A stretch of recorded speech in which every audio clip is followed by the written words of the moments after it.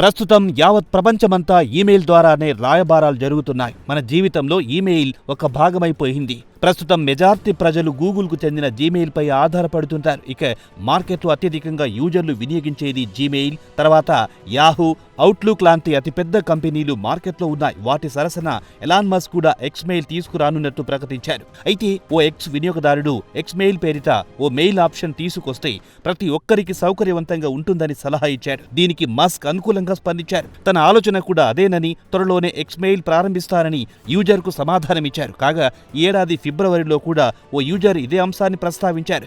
ఎక్స్మెయిల్ ఎప్పుడు తెస్తారని మస్క్ను ప్రశ్నించారు. దానికి మస్క్ త్వరలోనే వస్తుందని తన ఎక్స్ ద్వారా సమాధానమిచ్చారు.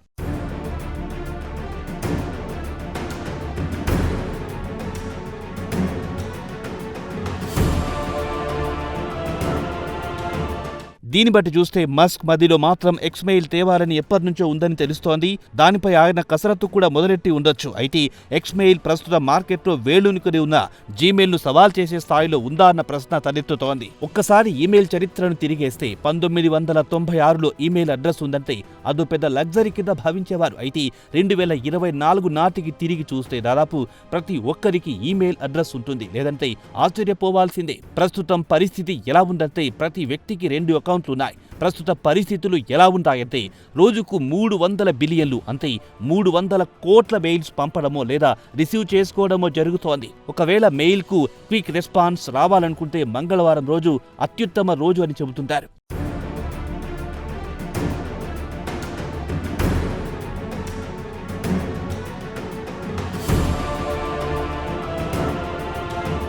ఇక సరాసరి ఓ వ్యక్తి రోజుకు 121 ఈమెయిల్స్ రిసీవ్ చేసుకుంటాడు. అలాగే ఈమెయిల్స్ చెక్ చేసుకోవడానికి సరాసరి వారానికి 15.5 గంటల సమయం వెచ్చిస్తుంటారు. ఇక ఈమెయిల్స్ కు శ్రీకారం చుట్టింది హాట్ మెయిల్ అని చెప్పుకోవచ్చు. కింగ్ ఆఫ్ మెయిల్ గా హాట్ మెయిల్ ను సంబోధిస్తుంటారు. 1990లో హాట్ మెయిల్ ఈమెయిల్ సర్వీస్ ను ప్రారంభించింది. అయితే కాలక్రమంలో హాట్ మెయిల్ మార్కెట్లో తన పట్టు నిలుపుకోలేకపోయింది. మెయిల్ కు స్పామ్ ను నిలువరించడంలో విఫలమైంది. దీంతో యూజర్లు దానికంటే మెరుగైన మెయిల్ కోసం అన్వేషించడం మొదలెట్టారు. దీంతో అప్పుడు అందరికి గూగుల్ కు చెందిన జీమెయిల్ అందుబాటులోకి వచ్చింది. స్మార్టర్ టూల్స్ తో రావడంతో క్లీనర్ ఇంటర్ఫేస్ తో రావడం జరిగింది.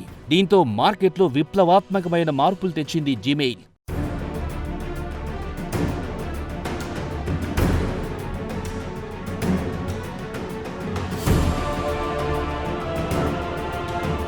2024 నాటికొచ్చేసరికి మార్కెట్లో జీమెయిల్ను ఢీకొనే సత్తా కలిగిన కంపెనీలు లేనేలేదని చెప్పుకోవాలి. మార్కెట్లో ఏకఛత్రాధిపత్యం కొనసాగిస్తోంది. జీమెయిల్ కు ప్రపంచవ్యాప్తంగా 2.5 బిలియన్ యూజర్లున్నారు. అంతే 250 కోట్ల మంది జీమెయిల్ యూజర్లున్నట్టు సమాచారం. ప్రస్తుతం జీమెయిల్ కున్న యూజర్ల విషయానికొస్తే ప్రపంచ జనాభాలో 3వ వంతుగా చెప్పుకోవచ్చు. 2వ స్థానంలో మైక్రోసాఫ్ట్ అవుట్లుక్ ఉంది. దీనికి ప్రపంచవ్యాప్తంగా 400 మిలియన్ల యూజర్లున్నారు ప్రపంచవ్యాప్తంగా. ఇక మైక్రోసాఫ్ట్ అవుట్లుక్ విషయానికొస్తే మైక్రోసాఫ్ట్ ఆఫీస్లో లింక్ కలిగి ఉంటుంది. వ్యాపారస్తులకు ఫేవరెట్. వారికి మైక్రోసాఫ్ట్ అవుట్లుక్ చక్కగా సరిపోతుంది. తర్వాత స్థానంలో Yahoo mail, Apple iCloud mail మార్కెట్లో ఉన్నాయి. అయితే గూగుల్తో పోల్చుకుంటే తక్కువగా యూజర్లున్నా మార్కెట్లో వాటి స్థానం వాటికుందని చెప్పుకోవచ్చు.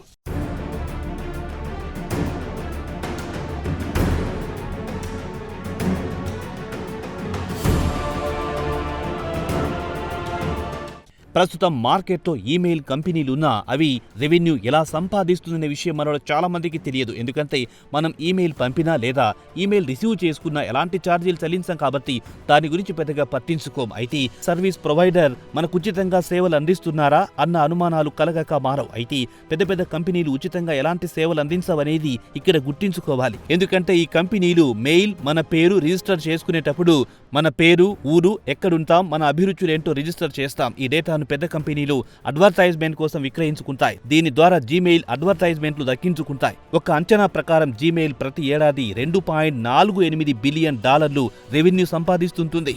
ఇండియన్ కరెన్సీ ప్రకారం చెప్పుకోవాలంటే 21,000 కోట్ల రూపాయల పైమాటాయి.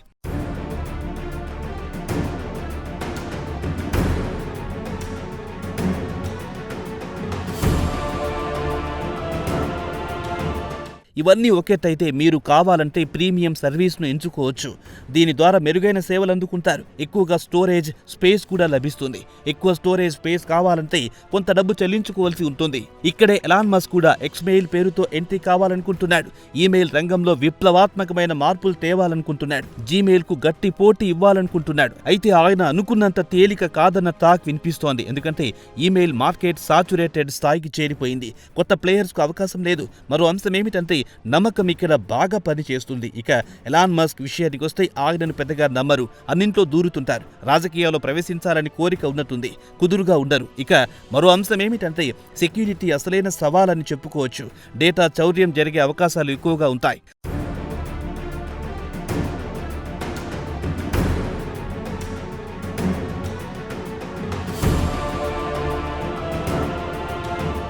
అయితే మస్క్ లాంటి వ్యక్తిని ప్రజలంతా తేలికగా నమ్మరు. ఒకవేళ ఆయన ఎక్స్మెయిల్ విజయవంతమైతే ఈ రంగంలో గేమ్ చేంజర్ అని చెప్పుకోవచ్చు. అయితే మస్క్ అనుకున్నంత తేలికగా జీమెయిల్ ను ఢీకొట్టలేరని టాక్ టెక్ వర్గాల్లో వినిపిస్తోంది. అప్పటి వరకు ఏదైనా ఎక్స్మెయిల్ కనిపిస్తే మాత్రం క్లిక్ చేయకండి. ఫిషింగ్ బారిన ప్రమాదం కొని తెచ్చుకోవద్దని నిపుణులు హెచ్చరిస్తున్నారు. Be careful.